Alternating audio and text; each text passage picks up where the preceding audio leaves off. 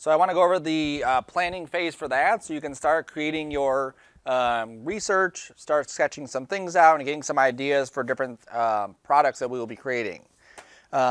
This next one, we're going to be a lot more pushing for more photorealism, pushing for more of something that you would have, something in a magazine, something on TV, any of those things.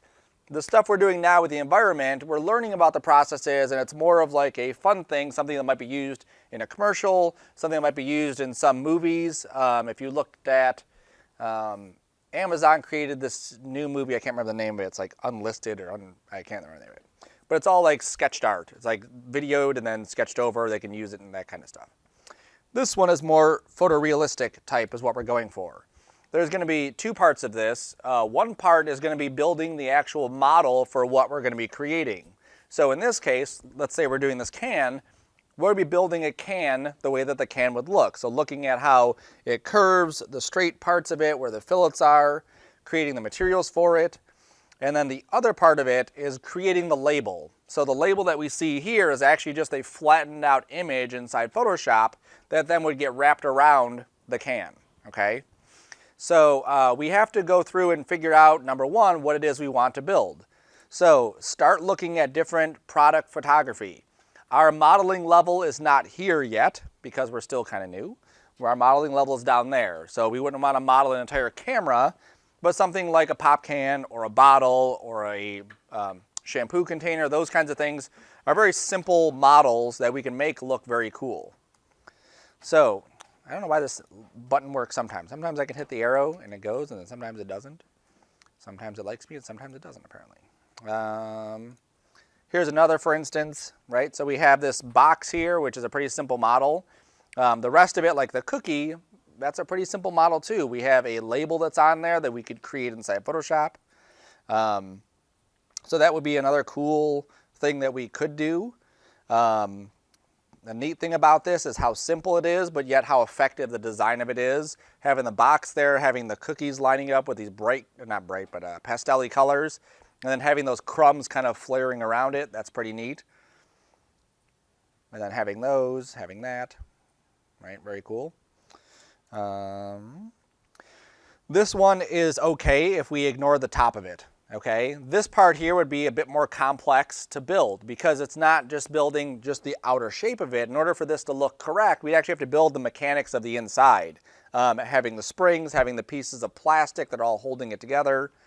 We can fudge it and make it like a solid white, but we definitely wouldn't want to go through all of that to get all the interior parts working too, unless you have time to play with it. So go through, try to find images that you like, things that you want to get ideas about, how to replicate. Again, this is all the ones of mine are cool, obviously, because they're mine. But this one's neat too because you're using one item and it's just duplicated in several spots. Then you have these like really, there's like low polygon tree right here, low polygon lemon, and then some high-end ice cubes. It's a nice composition. These ones are neat too. You'll see a lot of these with the shadows, unscrewing it. This is more of a photorealistic tree. That may not have been something they actually rendered out. That might have been something in Photoshop they just dropped onto the ad itself, okay? We want to stay away from liquids and froth and stuff like that. We can do some liquids that are pretty straight, but getting the froth in there and getting it to look like froth is always a tricky business, okay? These are cool too. These are very simple shapes. That's the idea with these, is that the shapes, the overall shapes of these are just simple, just some curvature, just some deformations of some cylinders, and we can create stuff like this. If we want to do something like these liquids pouring like that, I'll show also how we can do that. We would use a separate program, which is actually a whole lot of fun, to create those things, and then we can bring those in as well. Boxes are easy to do too. We want to have some ability to model on here, so I wouldn't want to go with just a straight box. If I had a box and I had the item that was in the box next to it, yes, but I wouldn't want to have just a box because there's very little modeling that we would do. This one's kind of cool too. A little bit more complex in the shape that we have here and there, but definitely neat. You see this one also has like the fruit there because this is hazelnut. It's hazelnut, but those are peaches, right? Hazelnut cream. And maybe the nuts come from there. I don't know. I'll have to look that up later. See if hazelnuts actually come out of those or if there's something else. I like the rendering of this one. I like the depth of field. How simple it is. It's very simple shapes. Not for a product. This is in the wrong board, but still kind of a cool rendering. Here are some paints. Again, nice label on there. Nice design. You can see how the little bend right here, you can tell that it's kind of like an aluminum material. And then the folding of that, that's pretty neat. Here's another one. It's hard to see that one. This one's cool because it has the, there we go, the reflection on the bottom, which is another nice touch. Some of them have those kinds of things. So obviously go through and figure out different products, setups. This watch, too much, okay? For our first assignment, it's possible. I've had students do these, but it takes a whole lot of work. If you're not comfortable with this stuff yet, don't try to do it. You're better off getting a simple shape, making it look very realistic, than trying to do this and failing at it and making it look horrible at the end of it, okay? At least with the other ones, you'll get some kind of product out of there. This too, you know, this is kind of on the border. You might be able to do this. It might be, you know, there's a lot of simple shapes that go into this. That watches a lot. Yeah, here's another camera. So this is, you know, too complex of a shape. Okay. Something like this could be done too. That's not too terrible. Okay. I also like to look up these. As you're trying to sketch some things out, I want you to find, obviously, these are images that work. I like the styles, the colors, the materials, the labels, and also have some sketches of different shapes that you would use.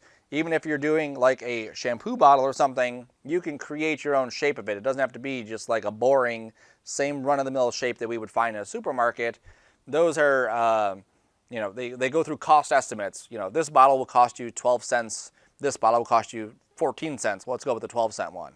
We don't have a budget, so we can go as crazy as we want with the shape and design of these. Something like that might be kind of weird for shampoo, but something like that might be kind of cool, or something like that might be kind of cool, or something like that. Okay, so you can use a lot of different things for these types of setups. And it's amazing too when you look at some of these designs of, you know, this one item.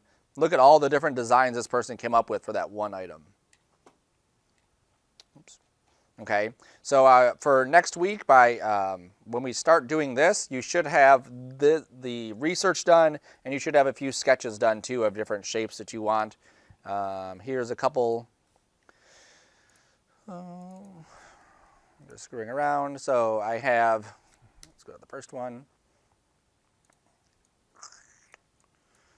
Again, just looking at basic shapes of what things could look like. Any kinds of accent pieces or little details you can add to them really help kind of define what the shape of it is or what the item is. Adding handles to things makes it, you know, a little bit more impactful. This wouldn't be shampoo. That'd be weird to have a handle on the shampoo like that. This is more like a drinking bottle. This might be perfume. This might be a shampoo or a deodorant or something like that. This one has a little button on it, so that could be something else. I like the little cuts in this. The little lines right here are kind of neat. Okay, looking at some different things. And then, where's my other, oh, my arrow's not working today. There we go. And then this was a blender. I saw someone else draw one. I'm like, that might be kind of cool to add in there. I like this shape, right? So I'm getting some ideas of different shapes, and I'm trying to conceptualize them on paper.